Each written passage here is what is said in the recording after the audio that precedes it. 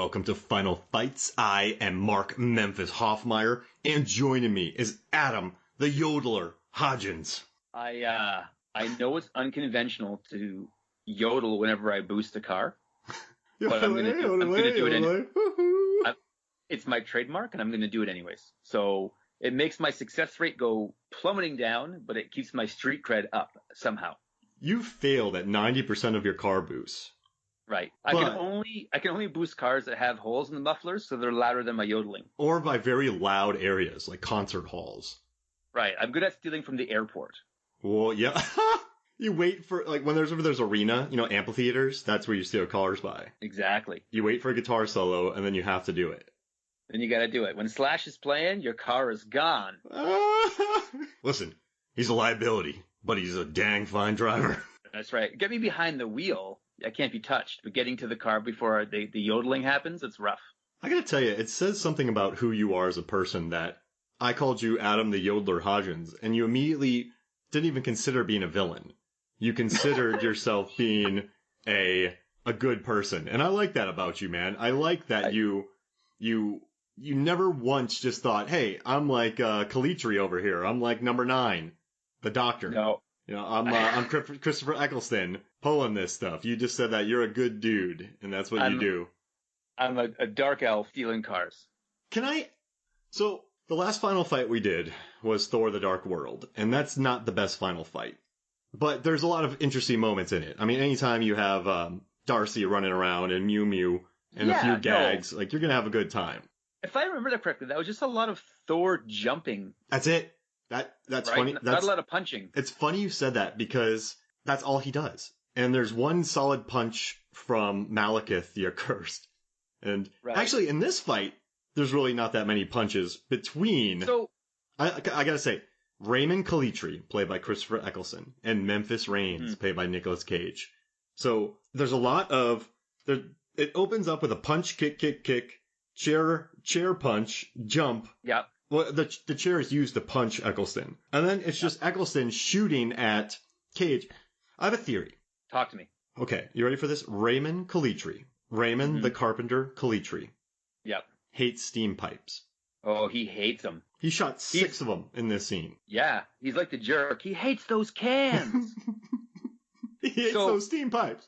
I'm going to say this, Mark. I would say that this movie has a final confrontation more than a final fight. Yeah.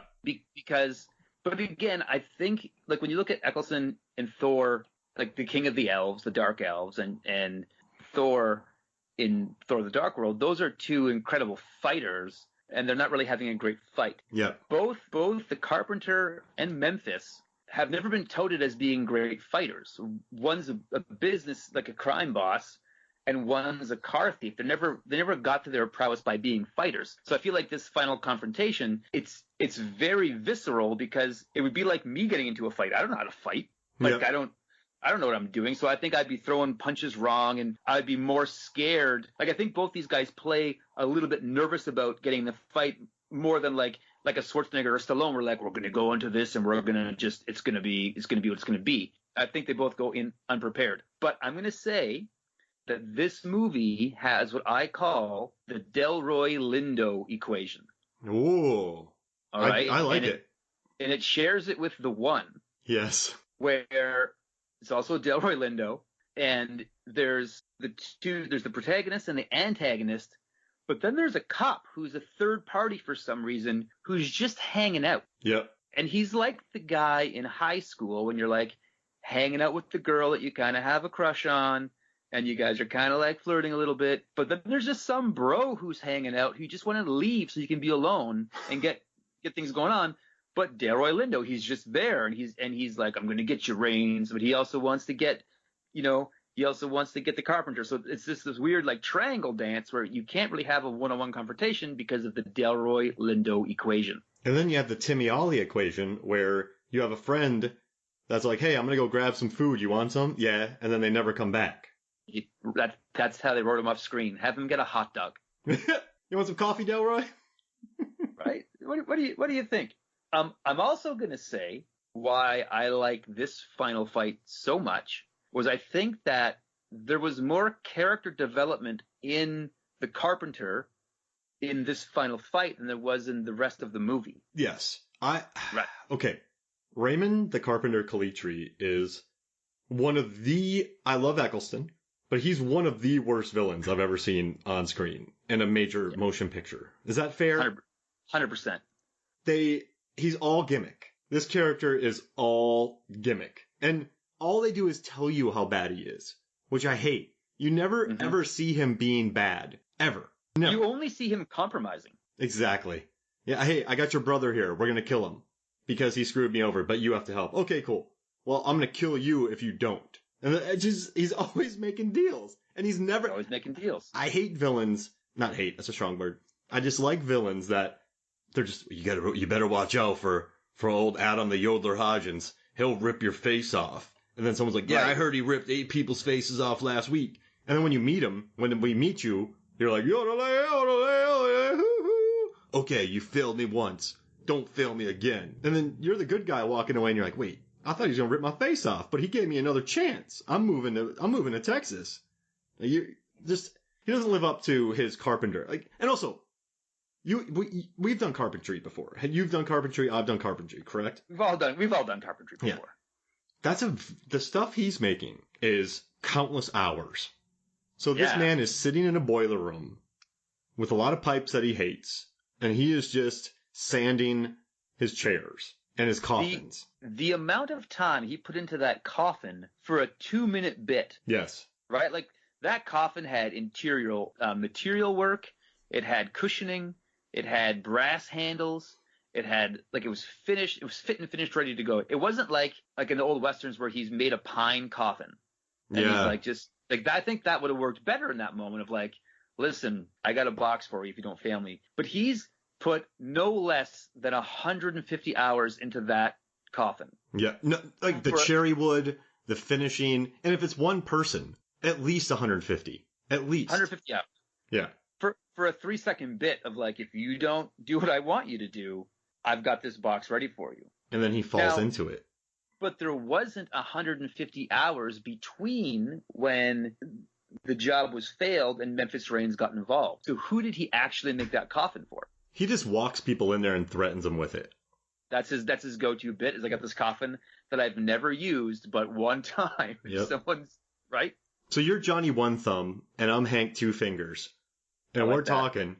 And we're like, hey, did Calitri show you the coffin? Yeah, he showed me the coffin, and then he gave me one more chance. What about you? Same. I want to make a thing, Mark, where if I was Johnny One Thumb. Yep. And you were what? Terry Two Fingers? Yep. Something like that. So we only work jobs together, and when people ask us why, we say because 1 and 1 make 3. And no one knows what that means. No one gets it. It's like a obscure reference to our left hands. It's super weird. And they always hang with the yodeler. Yeah, the yodeler. So that's the thing is I'm the yodeler, but I'm also my own henchman. So no one's actually ever seen the yodeler. Whoa, that's some Braga stuff right there. Right? That's what I'm talking about. That's some Fast and Furious Braga. So, but I want to say what you're saying about Eccleston is a guy who never really it's all gimmick and it's all hearsay. It's such a drastic difference, and it's almost like a parallel scene. Remember Christoph Waltz in The Green Hornet? Yeah, oh, that's hilarious. But he's like, this gun, is it too scary? I got 2 barrels. And then he just shoots that guy. It's just why do you need to believe that I am terrifying, so I'll shoot you. He was building his cred to the audience and almost winking at the camera saying I am serious. Whoa, what about this? Talk to me. The initial scene where Memphis Raines has to go save Kip Raines. And this is before they've gone to Sarasway Wayland. This is before they've met Tumbler and Freb and Atlee Jackson. This is before Drykoff, Detective Drykoff. Before we met Otto, before the Spinks, any of those people. Yeah. When Memphis first meets the Carpenter, they're talking. He's like, oh yeah, you owe me your life and you owe me 50 cars and your brother messed up. One of his henchmen goes to sit down in one of the Adirondack chairs that he's made. Yeah. And it just breaks because maybe it wasn't finished or maybe it was something faulty in the wood and it just shatters. And the henchman is frightened. Whoa, boss, everyone's no one wants to say anything because was the carpenter's chair bad? The carpenter takes out his gun that we see in that desk, shoots him, puts that gun back in the desk. So when he runs to it during the final fight, we know it's there. That's a better movie. And he's killed his henchman because because listen, maybe that Adirondack chair wasn't finished, but maybe it was. Either way, he killed his henchman. Either way, killed his henchman. It doesn't matter. It shows that he's ruthless. He's willing to kill, and he's ready to go. Yep. Now, I'm going to say this to you, Mark. I'm going to say this to you. Let's look at the crew. Okay, we have the whole crew with Memphis Raines. Mm-hmm.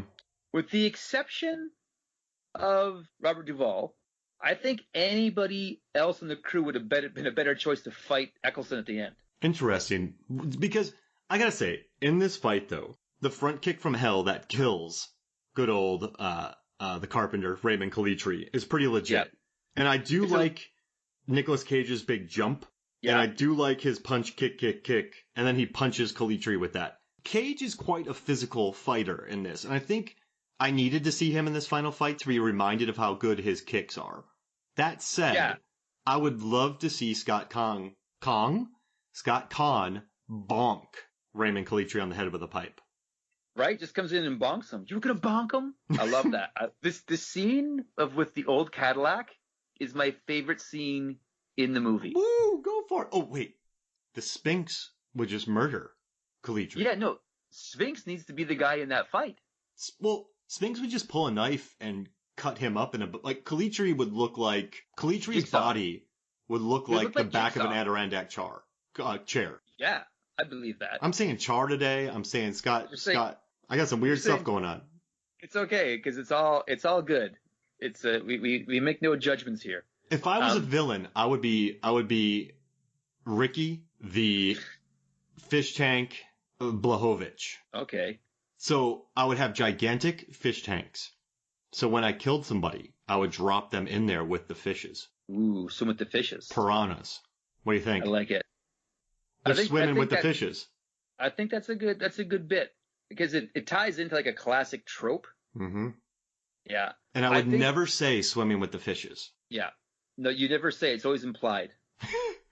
It's always implied. I think I would be Stephen the Sahara Williams would be my villain name.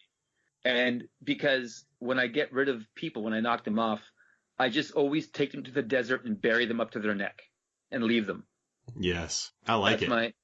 That's my go-to bit is I'm just like, time for the Sahara. And we give them the Sahara treatment. And then you go put a fake cactus over their head. Well, I go to I would lease from a reasonable person a section of land so I know nobody else would be there. Mm-hmm. And then I would just take people out there and there'd just be skulls from prior victims around. And so then they would be buried up looking at the skulls of everybody else who's wronged me. But you know what you do, though? You put a shrubbery down with each skull, so when planes fly over, they see a lot of shrubbery, not just skulls petrified in the ground. Yeah. No, 100%. You got to have some kind of oasis cover there. We're going to get arrested. This is getting dark. We just got on a bunch of lists. Yeah. This final 100%. Fight. Let me ask you a question. So during this final fight, Nick Cage is just bonking on Eccleston. Eccleston runs away. He's looking very svelte, by the way. Eccleston, this might have been his bond. He was in shape. Yeah. He's very svelte, is the word I said. So Eccleston gets a gun. Cage jumps over a desk. Very impressive jump. Then later on, so Frank Pisarni's the stunt coordinator on this. He did a good job. He's in tons of stuff. Great driver. The Pisarnis are all drivers. Later on, though, Cage falls through a grate. It's the only grate missing in this area. Raymond the Carpenter Calitri walks up to it, never looks down, and Cage's fingers are just hanging on, and he never notices. No, he's oblivious. If Memphis Raines is not directly in front of me, he must be dead. But even from 15 feet away, in your periphery, you don't even need your periphery. You see a missing grate and Cage's plump fingers holding on to the thing. Right. Now, I'm going to say this, Mark, because I don't know the man. I don't know him. But I love Eccleston. Ninth Doctor is fantastic. Big fan of his work there. But was vocally not happy with Thor: The Dark World. That's fair. He was, and that's fair.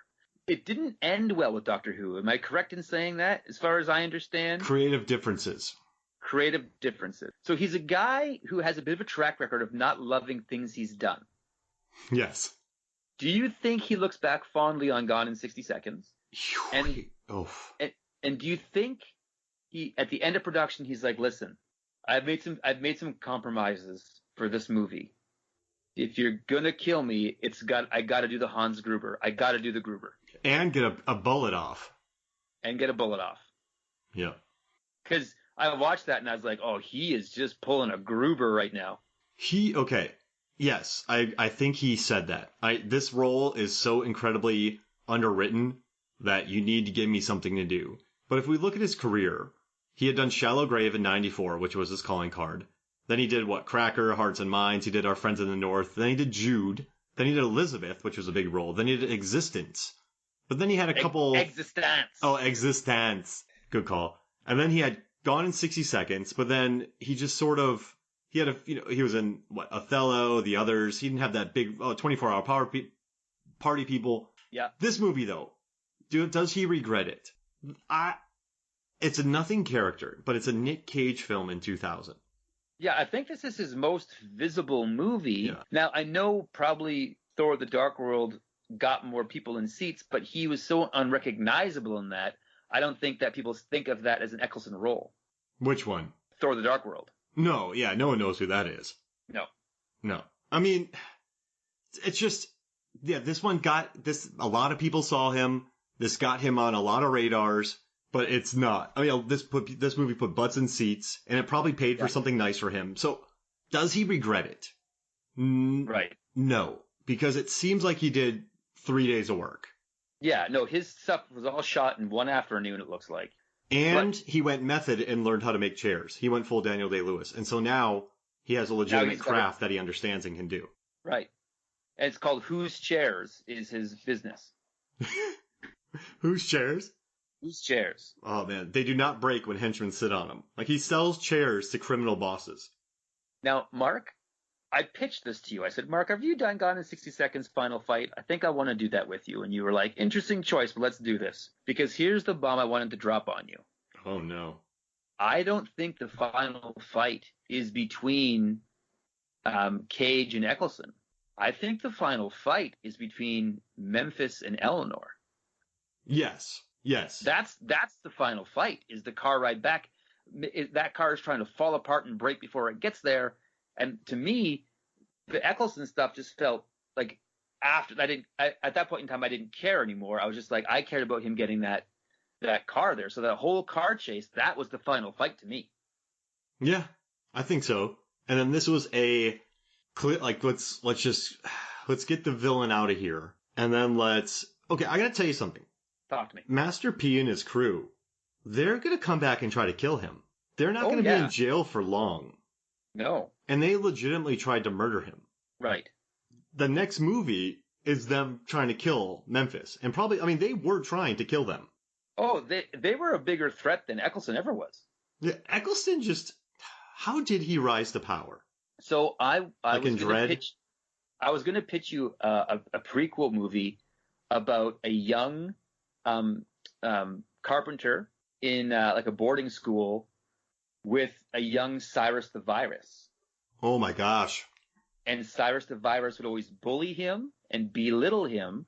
And so the carpenter, who just wanted to make chairs, he didn't care about villainy, he said, I'm going to be better. I'm going to be better than Cyrus at what he does. And so his whole crime ring rise was just him trying to keep up with his high school bully. And he did a pretty good job. Right. For doing what he's doing, he's doing pretty all right. You know what's weird? This crime lord took over his area of town. Everyone's afraid of him. But crime lords always want that little bit more. They don't have to. And that always costs them. It's just, how many times is a soul, in Commando, right? We're going to take this guy's daughter. And Commando Matrix just shows up to the island and kills everybody. Yeah, blows them all up. Just because you want to mess with one dude. Just let him be. He's living in the woods. You have a horribly trained militia, but they would be alive if you hadn't messed with Matrix.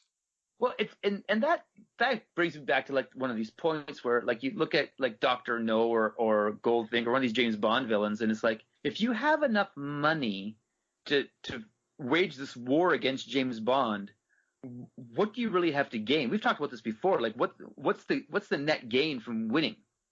Like 15% more? Like what do you have that you don't that you need more money for? I don't understand that. Just all the I guess when you just want more.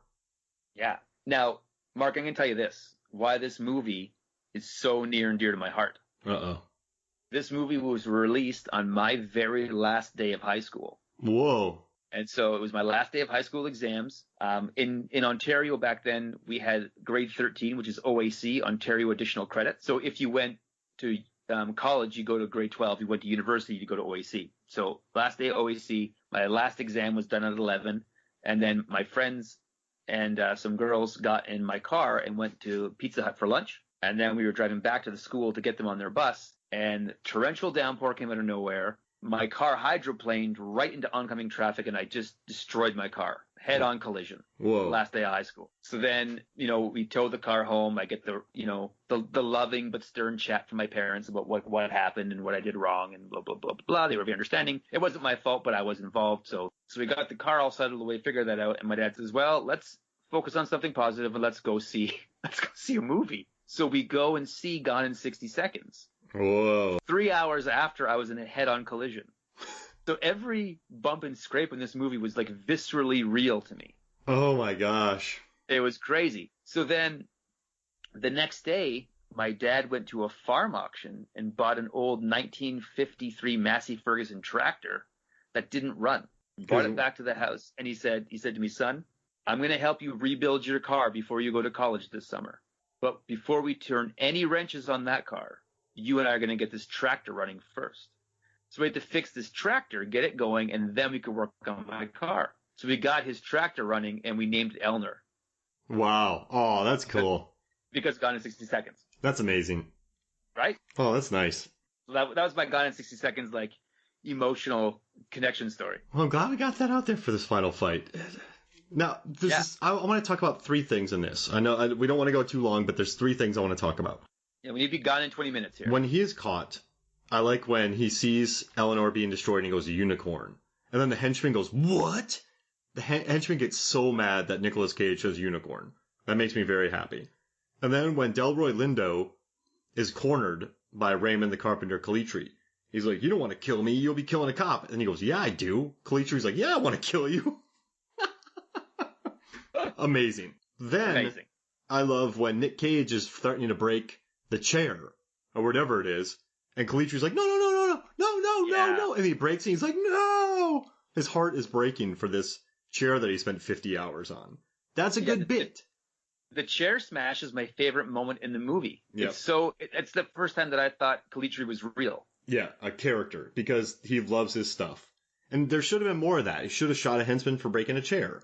He should have a baseball bat or a spear of wood that he took, or a stake.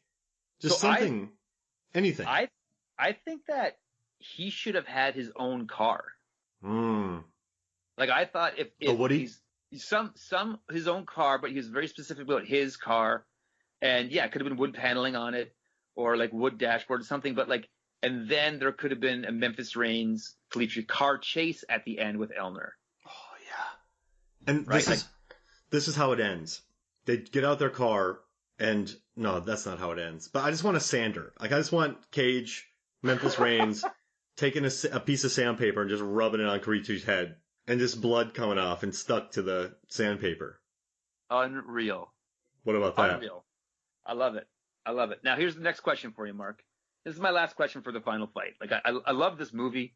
I think the final confrontation was, again, I think the real final fight is Nick in the car.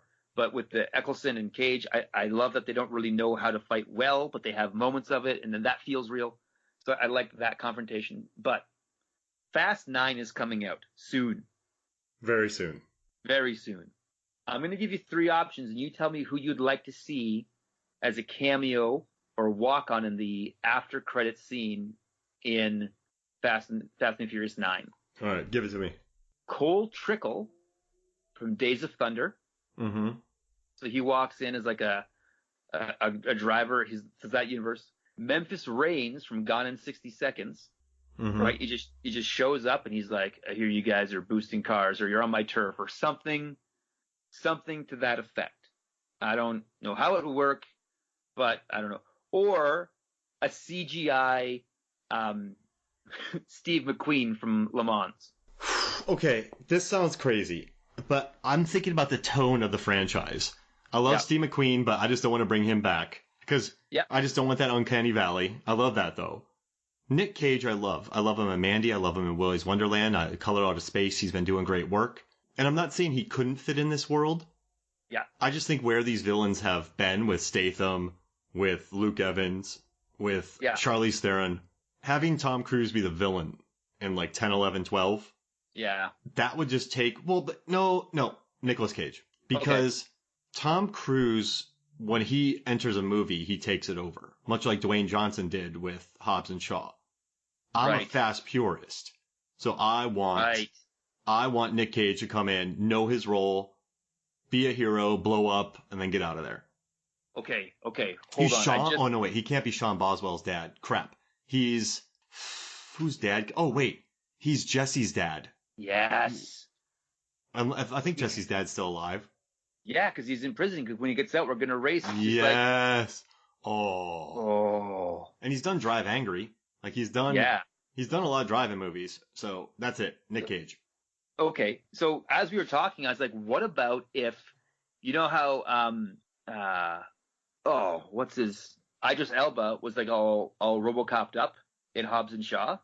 What if they RoboCopped up Eccleston and brought him back, and then Nick Cage had to come back as Memphis to help the crew get Eccleston? The Carpenter comes back? Yeah. RoboCopped up in full makeup just to annoy Eccleston. That's all. That's what it has to be. It's a full prosthetic suit. So the producers tell him makeup will be 30 minutes, but then it's 6 hours every day. Right. And Idris Elba had the same procedure, but gets to look like Idris Elba. But for some reason, because of varnish that was in the carpenter shop, they need to cover his face with prosthetics, a metal plate of some sort. Exactly. And then Eccleston's just salty about it and complains. That always makes me feel bad because like I have such fun watching Doctor Who that I'm like, it makes me sad that he didn't have as much fun as I did. Just this once, everybody lives. Right? Oh. Well, thank you for joining me, man. This was awesome. This has been fun. I had to watch this fight. I think we covered some good stuff. There's only one punch, there's one punch, 4 kicks, and a chair punch in this fight. Yeah. But they hate pipes. We got a Timmy Ollie sighting. We dropped some good gags. We have Nick Cage and Fast and Furious. This is about the perfect episode of Final Fights. It's the creme de la creme, they may call it. Well, thank you for joining me, man. Always a pleasure, Mark. All right, so for me, Mark Hoffmeyer, and for Adam Hodgins, this is Final Fights. We'll see you next week.